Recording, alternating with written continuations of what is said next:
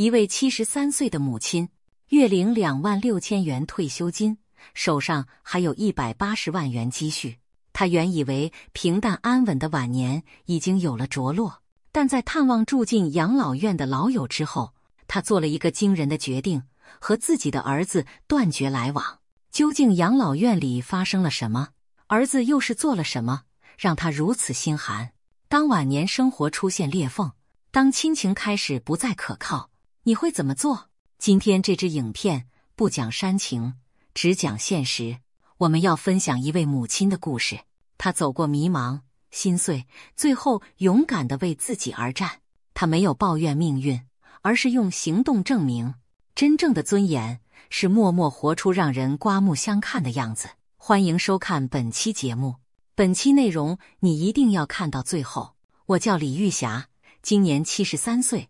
年轻时家庭环境不富裕，但我靠自己努力考上了公职，做了30多年的基层文员。这辈子谈不上多大的成就，倒也勤勤恳恳，把家庭和工作都尽力照顾好。先生10年前因病去世后，我领着他的遗属抚恤金，加上自己的退休金，每月大约有26000元可以用。因为节俭惯了，我手头还积攒了180万元左右的存款。我和老伴一生就养了一儿一女，儿子李志国是我的长子，他从小聪明懂事，是我们夫妻俩的骄傲。他大学毕业后在台北找到了一份不错的工作，还娶了个贴心的太太秀敏。婚后第2年生下孙子小雨，女儿李翠萍则比儿子小3岁，性格温和。前些年嫁去外县市，不常在我身边。传统观念里一向都是指望儿子养老的，所以我对儿子一家投入了更多心力。尤其是7年前小雨刚出生的时候，儿子儿媳工作忙碌，没法全天照顾孩子。那时我刚从公职岗位退休不久，闲在家也是闲着，索性就答应儿子的请求，搬来和他们同住，帮忙带孙子。刚开始同住的日子并不轻松，城里的生活习惯和老家的差很大，各种家用电器我都不太会用，微波炉、洗衣机、热水器，一堆按键搞得我手忙脚乱。有次我煮饭没按对开关，结果米饭半生不熟，儿媳秀敏皱眉嘟囔：“妈，电锅也会用错吗？”我听得出她言语中的不满，但为了孩子们，我唯有陪着笑脸道歉。白天照顾婴儿很累，晚上小雨2-3个小时就醒一次，我一夜得起身好几回，常常睡不了囫囵觉。小雨发烧时，我更是一整晚抱着他物理退烧，眼看着天亮。他的第一次翻身，第一次叫人，第一次跑跳，都是我在身边守着。7年下来，小雨几乎是我一手带大。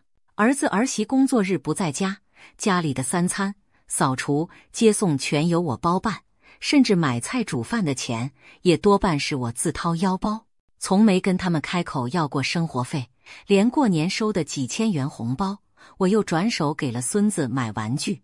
我以为为儿孙付出是做妈的本分，没什么好计较。可直到后来我才明白，一些付出一旦被视为理所当然，就变成了廉价的东西。7年时光说长不长，说短不短，我从身体硬朗的花甲妇人熬成了腰酸背痛，走几步膝盖就疼的老人。原本想着帮儿子带个2-3年孩子就回老家，没料一住就是好几年。直到有一天，一通电话把我从日复一日的忙碌中惊醒。那天下午，我接到一个老邻居打来的电话，邻居告诉我，我多年的好友张秋兰前阵子中风住院，出院后儿女们忙不过来，已经把她送去了郊区一家养老院疗养。我一听心里一紧，立刻决定隔天一早就坐车去探望她。养老院在新北市郊的一栋老楼里，环境有些陈旧，走廊里弥漫着消毒水和饭菜混杂的气味。我跟着工作人员穿过一间间摆满病床的房间，看到不少白发苍苍的老人或坐或卧，有的目光呆滞地盯着天花板，有的望着窗外发呆。终于在2楼尽头的房间里，我看到了躺在床上的秋兰，她瘦了一大圈，头发花白，看到我来先是一愣，随即抹着眼泪撑起身子：“你怎么来了？”我赶紧握住她的手，我听邻居说你住这里，放心不下，就赶来看你。秋兰强挤出一丝笑：“让你见笑了，老了还给孩子们添麻烦，只好躲这儿来了。”我鼻头一酸：“什么麻烦不麻烦的，你也是为他们付出一辈子的人啊。”说着，我扶他靠坐好，又拿枕头垫在他腰后。聊了几句后，我忍不住低声问：“你儿女怎么舍得让你一个人住这儿？他们工作很忙吗？”秋兰的眼神暗了下来，叹了口气：“忙是忙，可主要还是嫌我拖累吧。”她苦笑着说出自己的遭遇。原来她有一儿一女，儿子在桃园，女儿在台中，各自成家后都不常回来。去年她70大寿，本指望孩子们能替她办寿宴团聚，结果儿女都说走不开，只匆匆视讯拜寿了事。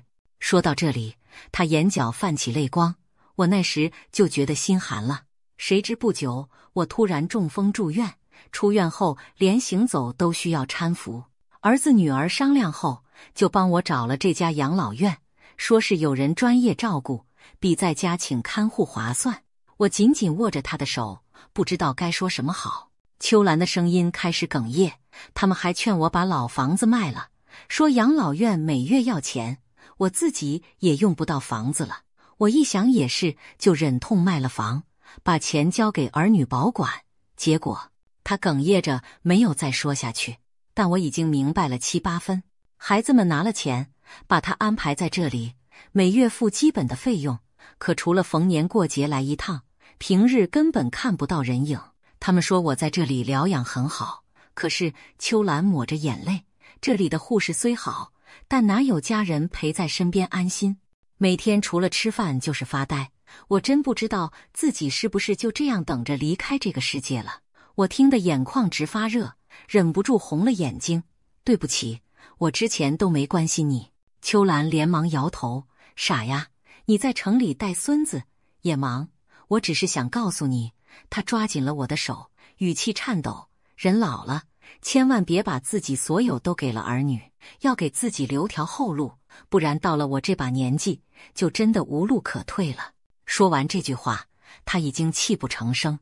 从养老院出来，我陪秋兰坐了很久，安慰了她好一阵，答应以后常来看她。分别时，我的心情格外沉重。回程的车上，我脑子里挥之不去都是秋兰刚才说的那些话。我开始不由得设想，如果有一天我也像秋兰那样年老多病，治国和秀敏会怎么做？他们工作那么忙，生活压力不小，难道也会把我送进养老院吗？这个念头让我脊背发冷。那天傍晚，我在饭桌上试探性地提起秋兰的近况。我今天去看了老家的老朋友，他现在住在养老院，一个人怪可怜的。我本以为儿子听了会有些感触，没想到治国只是淡淡的哦了一声。倒是秀敏一边滑手机一边随口说，现在很多老人都住养老院啊，有专业护理也挺好的。我怔了一下，问他，可他很孤单，儿女都不常去看他，你们觉得这样也好吗？秀敏耸耸肩，人老了总有这一天吗？我和治国平常上班忙，如果将来您行动不便，我们也会给您找条件好的养老中心，肯定不会让您受委屈。他话音刚落，我的心像被什么猛刺了一下。我看看儿子，希望他说句安慰话。然而治国点点头，附和道：对啊，妈，其实现在一些高级养老院环境不比在家差，到时我们也会常去看您。他还没说完，我手里的筷子已经掉进碗里。我怔怔看着面前的饭菜，一句话也说不出来。原来在他们心中，我这个妈早晚也是要送去别处的人。一桌饭，我一口也吃不下。那晚，我躺在房里辗转反侧，彻夜难眠，脑海里全是秋兰白天哭诉的画面，以及秀敏轻描淡写说出找养老中心时的神情。7年了，我把所有的精力都投进这个家，可到头来，在他们眼里，我不过是个迟早要被送走的负担。委屈、心寒、愤怒，各种滋味翻搅在胸口。我第一次明白自己在这个家是如此多余。天还没亮，我就静静起身开始收拾行李。厨房里还残留着昨晚的饭菜味道，刺得我胸口发闷。我只简单带了几套换洗衣物，一只老花眼镜和常备的几瓶药。当我合上行李箱时，发现自己在这间住了7年的房子里，竟没有几样真正属于我的东西。最后，我拿出纸笔，留下一张字条在餐桌上：家已经帮你们打扫干净，饭在电锅里，趁热记得吃。我要回乡下老家住些日子，你们照顾好自己。清晨6点，我提着行李出了门，屋内一家3口还在熟睡，没有人发现我离开。我拖着行李走到公车站，迎着微亮的天色，心里五味杂陈。坐在公车上颠簸了一会儿，我忽然感到一丝从未有过的轻松。不是因为离开了那个家就舒坦，而是因为终于下定决心不再委屈自己。在车上，我拨通了女儿翠萍的电话。喂，阿平啊，妈想问，能不能去你家暂住几天？电话那头的翠萍明显一愣，随即着急地说：妈，您怎么突然问这个？发生什么事了？我强忍住哽咽，尽量平静地说：没什么，你哥家那边有点事，我想回自己家住一阵子，可老家长期没人住，有点潮湿，我一时收拾不动。话还没说完，翠萍已经提高声音：妈，您别说什么暂住不暂住，您直接过来我这里，我马上去把您的房间收拾出来，还有您喜欢吃的糕饼，我待会去买。您什么时候到？要不要小健去车站接您？我听着电话里女儿急切的声音，眼泪一下掉了下来。我连忙吸吸鼻子：妈没事，就是想换个环境住几天。翠萍又气又心疼：您别瞒我了，肯定是哥那边让您受委屈了。妈，您放心住过来，我和小健肯定好好孝顺您。我嗯了一声，眼泪扑簌扑簌往下掉，半天说不出话。翠萍在那头着急喊：妈，妈，你怎么了？我擦了擦脸，努力让语气轻快一点：妈没事，就是高兴。阿平，等妈到了再和你好好说。挂下电话，我望着窗外飞逝而过的街景，心中百感交集。在女儿家安顿下来后，我渐渐恢复了平静的心情。翠萍一家对我体贴入微，让我头一次感受到被家人真正关心的温暖。那天傍晚，我一下车就看见女婿小健早早在车站出口等着了。他二话不说接过我的行李：妈，以后这种重东西您别自己提，有我呢。走进屋子时，一股红烧猪脚的香味扑鼻而来，那是我最爱的味道。翠萍笑吟吟地迎上来：妈，您坐下休息，饭马上好了。我换上女儿准备好的拖鞋，在餐桌边坐下，只觉得鼻头又是一阵发酸。那一晚，我吃到了许久未尝的家乡味道，每一口都是幸福的滋味。饭桌上，翠萍心疼地瞅着我：妈，您是不是又瘦了？哥他们到底怎么照顾您的？我勉强笑笑：我就是年纪大了，胃口没以前好。翠萍不满地撇嘴：您一个人在他们那边，我看8成是饭都吃不好。我摆摆手：都过去了，不提了。我现在不是好好的吗？吃过饭，我坐在客厅泡脚，看着女儿在厨房里忙着洗碗，女婿则搬来一张矮凳陪我聊天。妈，我打算过2天去五金行买根浴室扶手装上，您洗澡时抓着方便。小健笑呵呵地说。我听着听着，眼眶忽然湿了。小健忙问：妈，怎么了？哪里不舒服吗？我连忙摇头：没有，我只是觉得这才像个家啊。活了70几年，第一次这么清晰地体会到，家不是你住了多久的地方，而是有人惦记你的地方。原来我一直以为儿子是我的靠山，孙子是我的安慰，可最后最靠得住的竟是这个从前没被我寄予厚望的女儿。那一夜，我在女儿家睡得异常安稳，窗外风声飒飒，我在心里暗暗对自己说，李玉霞，你终于不再只是为别人而活了。接下来的日子，我暂居在翠萍家中。一开始我总不好意思闲着，天还没亮就习惯性起来想做家务，煮早餐。可每次一进厨房，翠萍就拦住我，妈，您来是休养的，不是来做工的。小健也笑着附和，就是啊，妈，这厨房以后您只管指挥，我和翠萍动手。他们夫妻俩嘴上虽然说得轻松，行动起来更是暖心。我搬来第2天，翠萍就陪我去了附近诊所做健康检查，帮我调整血压药的剂量和作息。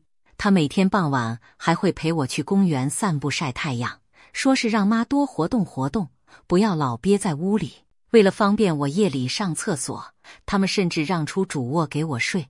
2口子挤到次卧那张小床上，也从没一句怨言。我不禁想起在治国家的那些年，我晚上从不敢大声走动，生怕吵到他们夫妻。客厅沙发永远只够他们一家3口坐，我常年坐在餐椅的一角。那个家里，我是可有可无的闲人；这个家中，我却成了被牢牢记住、被珍视的家人。有一次，翠萍带我逛市场，我路过一家卖萝卜糕的小摊，不经意叹了句：“好久没吃这家的萝卜糕了。”女儿立刻掏钱买了2盒，带回家煎给我尝鲜。我咬着香软的萝卜糕，眼泪差点掉进碗里。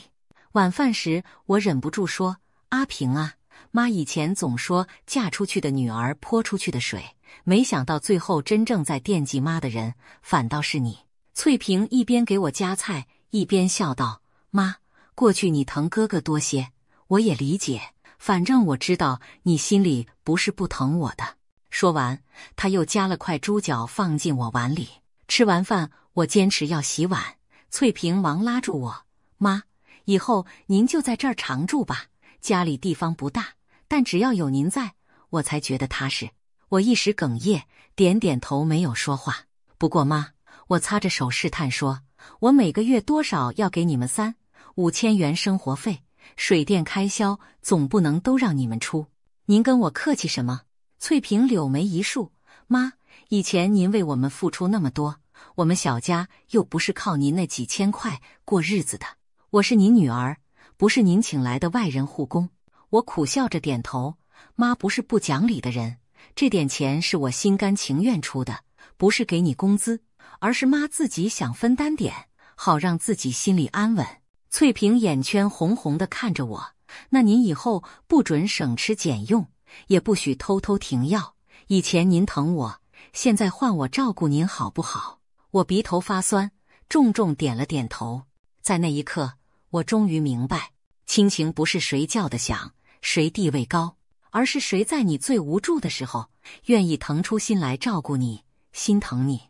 自从住进女儿家，我就开始重新思考自己的晚年生活。人老了，不该再当谁家的免费佣人，更不是谁的长期保姆，而是一个应该被照顾、被尊重的独立个体。隔天早上，我给老家的堂弟打了电话，请他帮忙找找我老宅的钥匙。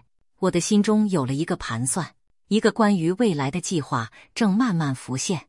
当天下午，我趁着和翠萍闲话的机会，开口道：“阿平，妈想跟你谈件正经事。”翠萍见我神色严肃，连忙关了电视坐过来：“妈，您说。”我斟酌了一下措辞，还是决定坦诚，你哥结婚那年，他买的那套房子首付是100万元，是我和你爸攒的。当时房子写他们夫妻俩的名字，我没多想，只当帮孩子成家是应该。我顿了顿，絮道：“妈并不是贪那房子，也不是现在年纪大了想去占你哥便宜，只是妈老了，身子一年不如一年，住你哥那边连个属于自己的房间都没有。”翠萍听到这里，神情严肃起来：“妈，您是想……”我吸了口气，鼓起勇气说：“我想找治国谈谈，看他能不能把当初我帮他付的头期款还给我。我要住在你这边，手里得有点自己的本钱才踏实。”翠萍用力点头：“妈，您这想法对，当年您帮他是情分，不是本分，他不能把您的付出当成理所当然。我苦笑一声，说是这么说，可真做起来难啊。那天我拨通了治国的电话，一提到钱，他脸色立刻变了。妈，房子当初登记在我们名下，和您没关系啊。再说您当时也没说要借，是您自己愿意出的呀。我气得手直发抖，强忍着说，我当初没说借，是相信你们是一家人，不会亏待我。电话那头，治国叹口气，妈，您别为难我们，现在日子不好过，上有小下有老，哪里一下拿得出那么多钱？您要是缺生活费，我每月给您3000块好不好？我只觉心寒透顶，沉默着挂了电话。翠萍见我脸色苍白，上前扶住我，哥，真这么说，3000块打发叫花子？她气得直发抖，不行，妈，不能就这么算了。我声音发颤，阿平，我也不想把事情闹僵，他终究是我儿子。翠萍握住了我的手，不是您撕破脸，是哥不讲情面在先，要让他知道什么叫公平。第二天，翠萍便联系了一位她朋友介绍的法律顾问，对方是退休的地政事务所专员，专办房产和赡养纠纷。他来家里仔细听我说完情况，然后明确告诉我，房产没写您名字，您没所有权，但您可以主张出资事实，以及常年劳务照顾和对您负有抚养义务。我听得一头雾水。翠萍握住我的手，妈，您不用懂法律，我们替您处理，您只要勇敢一次。那晚我又失眠了，不是害怕，而是心里百般焦急。疼爱了治国近半个世纪，如今换来他一句房子跟您无关，倒是过去我一度忽视的女儿，此刻站出来替我讨回公道。我终于明白，钱不是全世界，但对老人来说是底气，是尊严。那些年轻时不在意，老来却放不下的东西，到头来都会变成一笔笔清清楚楚的账。我们不是爱计较，而是要活得像个人。治国知道我要请律师之后，立刻打电话过来，语气不耐，妈，您这是干嘛？有话好好说，非要闹到这一步吗？我沉默几秒，平静地回道，我跟你讲过好几次了，你说房子跟我无关，那我问你，7年在你家做饭洗衣带孩子，这也是我自己的事。那头一下安静了。我接着说，我一辈子没问你们要过钱，吃穿都自己扛，现在我就要一个公道。秀敏抢过电话嚷，妈，您何必呢？我们生活也不容易，还要请律师跟我们打官司，您就不怕别人笑吗？我淡淡的回，我怕的东西多了，但现在我最怕的是自己在这个世界上连一点痕迹都没有。几天后，我们向法院提起调解申请，请求儿子返还房屋出资款，并支付赡养补偿。调解当天，治国夫妻带着律师来了，会议室冷气开得我直发抖。对面坐着治国和秀敏，满脸防备。他们的律师先开口，根据不动产登记，该屋为李先生、李太太共有。李女士所谓出资，未留任何字据，依法无从认定。我听不太懂法律术语，只觉得自己像局外人。轮到我发言时，我只说我没写过收据，但那100万元是我和老伴攒了20年给儿子成家的。调解员叹气，产权虽明确，但李女士长期付出的劳动也不容否认，建议双方各退一步，由李先生夫妇一次性补偿合理金额给林女士。秀敏小声嘀咕，她就是要钱。我挺直腰杆，我要的不是钱，是尊严。最终达成协议，治国夫妇一次性补偿我80万元，了结房屋出资和7年劳务。钱不多，但我知道法律给的只有结果，还不了我那些年的辛苦。走出调解室，天空格外蓝。翠萍握着我手，妈，您这口气出了。那晚，小健给我端来热汤，妈，这仗打得漂亮。世上最难的，往往不是跟别人争，而是跟自己过不去。有些事你不争，没人会替你争。你不开口，就永远是哑巴。80万元到账那天，我站在 ATM 前看着数字，恍惚，这不算巨款，却是我为自己挣来的钱。不久，我对翠萍夫妇说，妈想搬出去自己过。翠萍急了，妈，是我们照顾不周。我笑，不是，我想有自己的空间。小健说，有房仲朋友有一套小公寓，我们去看房，22平电梯大楼，环境清静，屋主开价390万元。我卖了老家旧屋130万元，加上80万元补偿和80万元积蓄，共290万元，贷款100万，5年还清。1个月后，我终于拥有自己的小屋，阳光洒满客厅，我坐在沙发上，第一次感到真正的家。隔天，我发现附近便利商店、诊所、长者活动中心每周24健康操，周5共餐，我立刻报名。生活渐渐充实，早上公园散步，下午活动中心上课。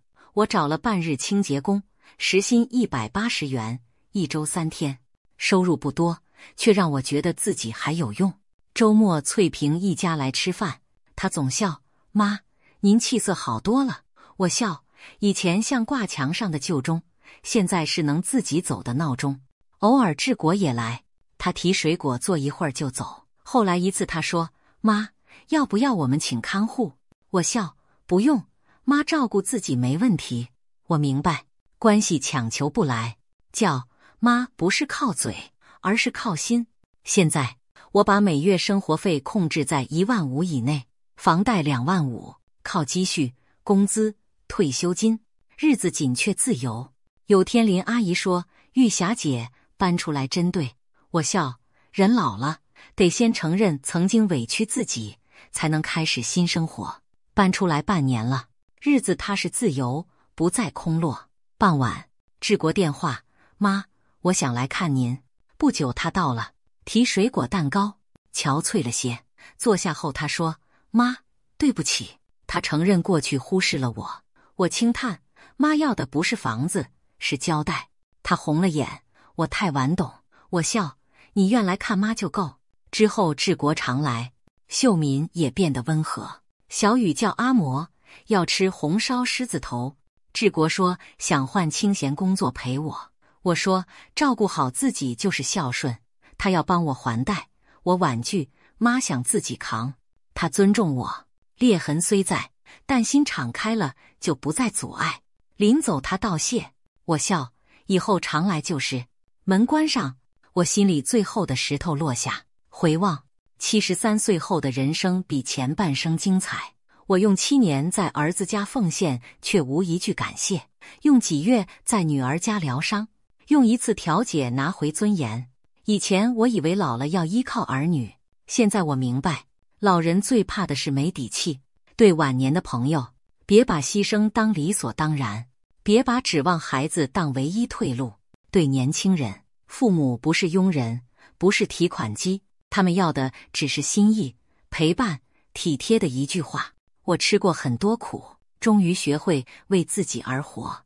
我有自己的房子，安排好的生活，不求人自由，也有重新微笑的心。5点心得送给中老年朋友： 1. 带孙是选择，不是本分。 2. 出资要白纸黑字。 3. 不靠儿也得留退路。 4. 女儿孝顺是福报。 5. 被尊重胜过被需要。影片到此结束，你怎么看？辛苦奉献半辈子的长辈被儿女计划送养老院，是该接受还是反击？为子女付出能换来感恩吗？欢迎留言分享，别忘订阅频道，开启小铃铛。如果内容触动你，请分享给需要的人。留言、订阅、分享，我们下期再见。